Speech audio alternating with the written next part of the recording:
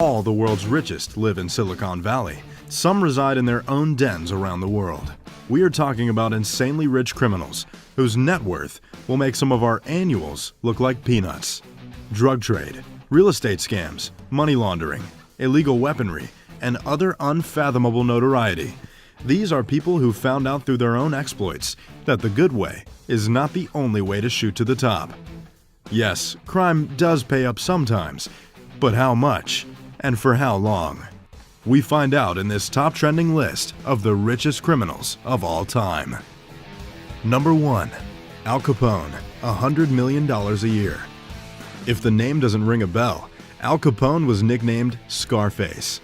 The gangster of barrels rose to undiluted financial stardom during the Prohibition era. Born to Italian parents in Brooklyn, New York, Capone built his empire in Chicago, Illinois. He and his organization, the Chicago Outfit, supplied bootlegged alcohol to almost every state in the United States, at a time when the transport and sale of alcohol was illegal in the country. Capone's business model solidified as his product-market fit found takers all around. At his peak in the late 1920s, Capone raked in roughly $100 million every year, which is almost equal to $1 billion today. Capone's crime story began when he moved to Chicago and became the bodyguard for Johnny Torrio, who was heading the illegal alcohol supply market at that time. After a near-death experience in a street war between rival gangs, Torrio retired and Capone took control of the business. Overambitious as he was, Capone used extremely violent methods for business expansion. He even managed to maintain a larger-than-life philanthropic figure in the public, with generous donations and cigar-chomping public appearances at ball games. But the brutally violent death of 7 rival gang members became Capone's undoing. Immediately after that, almost every important person in the state wanted to see him in jail. He was booked for tax evasion by the federal authorities, and after subsequent trials in courts, handed an 11-year sentence. Capone suffered a stroke in January 25, 1947, and died of cardiac arrest the same day. Here's some cool news. Tom Hardy is playing Al Capone in the upcoming movie Fonzo. Number 2. Susumu Ishii, $4 billion in global assets. Meet the Japanese Yakuza Don, who insisted words do more damage than bullets. Susumu Ishii was a Japanese Navy fighter pilot who was a part of the suicide kamikaze torpedo unit during World War II. He made it through the war and rose in ranks to become the second godfather of the Inigawa Kai gang. Just like his stint at the torpedo unit, Ishii pulled off miracles here too.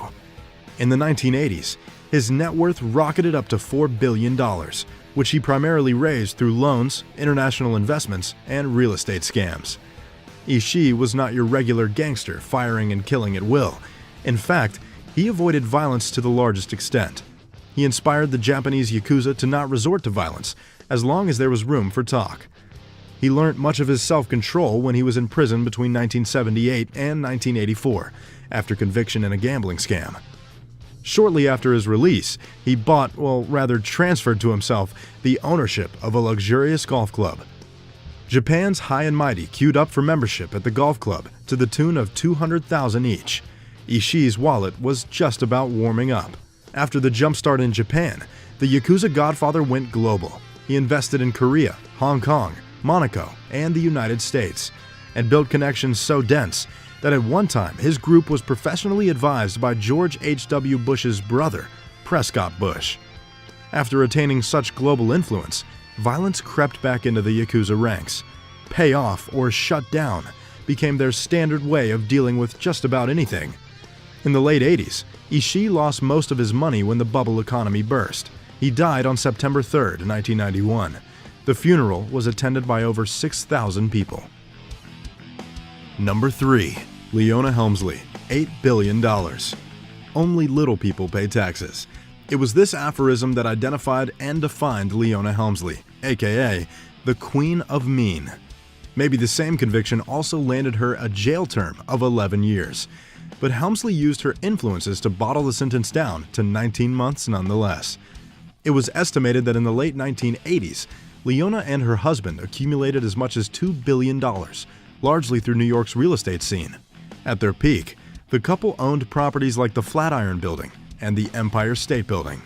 U.S. Attorney and New York City Mayor Rudy Giuliani indicted the Helmleys and a couple of their close associates on tax evasion charges in 1988. There is word that they were also charged with extortion. Giuliani asserted that the couple had used their real estate money and influence to buy luxuries like a $1 million marble dance floor and a silver dock worth $45,000 for their Connecticut home. Yes, you heard that bit right. A $1 million marble dance floor. When Leona met real estate entrepreneur Harry Hemsley in 1968, she was working as a real estate broker. A couple of years later, she was the vice president of Harry's firm, Brown Harris Stevens. She was already a millionaire by that time. Harry divorced his wife of 33 years and got married to Leona in 1972. Leona Helmsley died on August 20th, 2007, with a net worth of $8 billion. Number 4. Carlos Enrique Leder Rivas, $2.7 billion. A drug lord controlling an island, a small army of men and dogs, a fleet of airplanes, and an incredible sense of vengeance against a whole nation. Carlos Leder's story looks straight out of a Colombian movie, if they make movies of that kind there. Unlike some criminals on the list, Colombian gangster and drug lord Carlos Enrique Leder Rivas is still around, but thankfully nowhere near you. He is serving a lifetime plus 135-year sentence in the United States. Among his most infamous achievements, he was the founder of the Medellin cartel, the conglomeration of drug barons from South America, who collectively controlled the supply of an estimated $60 million worth of illegal substances each day. Medellin cartel was so influential that another of its founders, Jose Gonzalo Rodriguez Gacha, was featured on the Forbes annual list of billionaires in 1988. Leder was hell-bent on smuggling cocaine into the United States and left no check unsigned to do it. He even bought a private jet and an entire Bahamian island, Norman Cay, to create additional routes of smuggling. Leder is said to have spent an estimated $4.5 million on the island alone. It included a yacht club, a marina, an airstrip, and almost 100 private homes. It was this island, Norman Cay, that later became Leder's main drug smuggling hub. At the height of Norman Cay's functionality, Leder earned a major part of his estimated net worth of $2.7 billion. It is said that he commanded a fleet of aircraft, and the 1,000-meter-long airstrip on the island was heavily manned by bodyguards, radars, and Doberman attack dogs. Number 5. Khun Sa, $5 billion. No government can prevent death and destruction when a band of 16-year-olds pick up arms and form a private militia.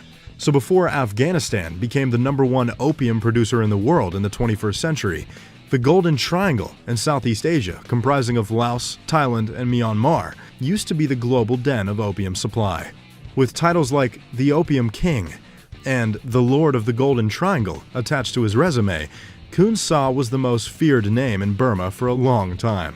Born as Zhang Kaifu to a Chinese father and Shan mother, Khun Sa built his own army of militants and fought for the liberation of the Shan state in Thailand. But unlike other hot-headed rebels, Sa was smart enough not to throw everything away at war in the open field. While he first joined and later claimed independence from the separatist outfit Kuomintang, Sa also served in the nation's military when it suited him. In his 40s, Khun Sa invested heavily into opium supply and controlled around 45% of the New York's opium trade for a good 2 decades. During the same period, Sa had direct or indirect influence of over 70% of the opium production in the Golden Triangle. With an army of 20,000 men, better equipped than the Burmese military, and a U.S. bounty of $2 million on his head, the Opium King commanded a staggering net worth of $5 billion. It is reported that the Thai military once commissioned a 39-member unit of elite guerrilla rangers to secretly assassinate Sa. The attack did not just fail, Sa's personal Secret Service wiped out the entire elite unit of rangers. Number 6. The Ochoa Brothers, $6 billion. Seems like the Medellin cartel made enough money to replace the oil economy with clean energy. Jorge Luis Ochoa and his brothers Fabio and Juan David were among the founding members of the Medellin cartel, the same gang that produced Carlos Leder, Pablo Escobar, and Jose Gonzalo Rodriguez. Like almost every other drug and warlord, the Ochoa brothers came from a humble family of cattle breeders. The brothers ventured into drugs and started off as street peddlers, and then took the highway the moment the Medellin cartel swung into action. Their fortunes rose meteorically, and the three brothers controlled 30% of the cartel's cocaine business. The fate of the Ochoa brothers ran downhill just as swiftly as it had shot up, after Colombian President Belisario Betancourt declared that illegal drug traffickers will be extradited to the United States, with Carlos Leder topping the list. The Ochoa brothers fled to Panama, along with other members of the cartel. Jorge Ochoa is still alive, while Fabio was extradited, and Juan was killed.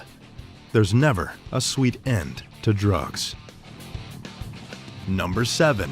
Victor Bout, $6 billion. A former Soviet military translator with a terrible conscience, Victor Bout bolted himself into fame and untold wealth when he used his multiple air transport companies to supply illegal weapons from the Soviet to Africa after the end of communism in Eastern Europe. And he didn't do it the discreet way. Bout's methods were so rash and violent that he was infamously nicknamed the Merchant of Death. At his peak, Bout had contacts around the globe, especially with countries that had strong trade ties to Africa. He was accused of extortion, money laundering, and even sabotage. All of this made him a fortune of $6 billion. But like all tales of easy honey, Bout was stung at the end. He was convicted in the United States for conspiring to kill U.S. officials and aiding the terrorist organization FARC.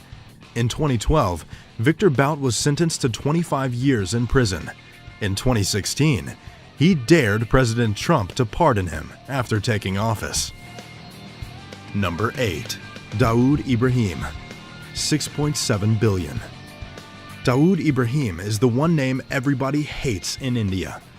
Gangster, underworld don, arms smuggler, and real estate scammer, Dawood Ibrahim was the mastermind behind the 1933 Mumbai serial bombings, a coordinated, first-of-its-kind series of 12 explosions in one day that left over 700 people injured and 257 dead. The world has never seen anything like this before, and the gangster has been on the run ever since. Dawood operated through his crime organization named D Company and sourced local resources and information from multiple smaller subsidiaries. After his initial rise in India, he quickly worked upon his real estate game in the Middle East, mostly from outside of India while he was on the run. Much of the $6.7 billion that he made was chiefly through his real estate ventures.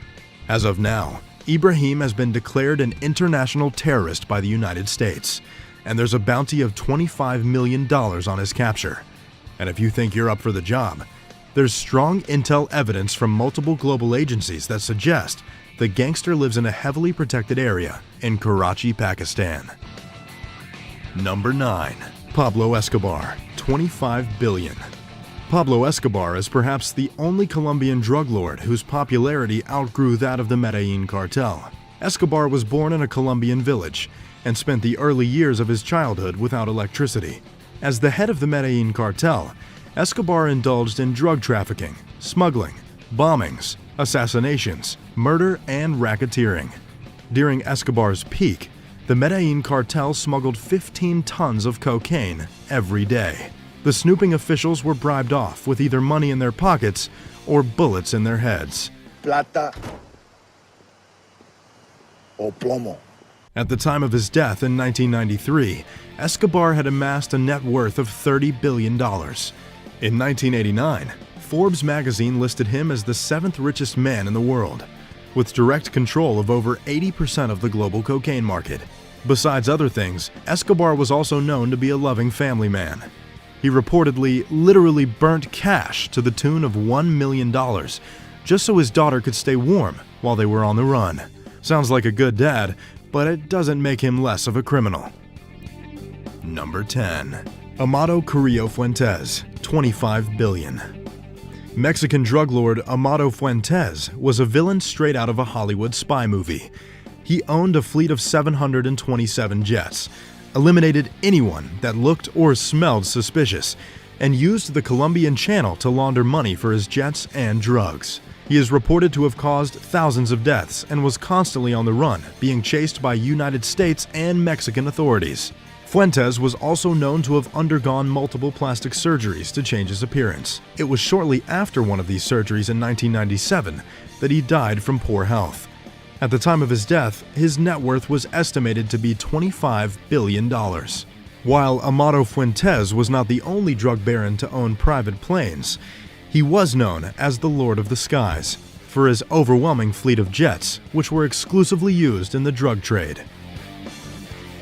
That's about it, folks. The 10 richest criminals of all time. Lots of money, but no happy endings. Is there any other gunslinging Richie Rich that we missed out from including in the list? Let's hear about them in the comment section below.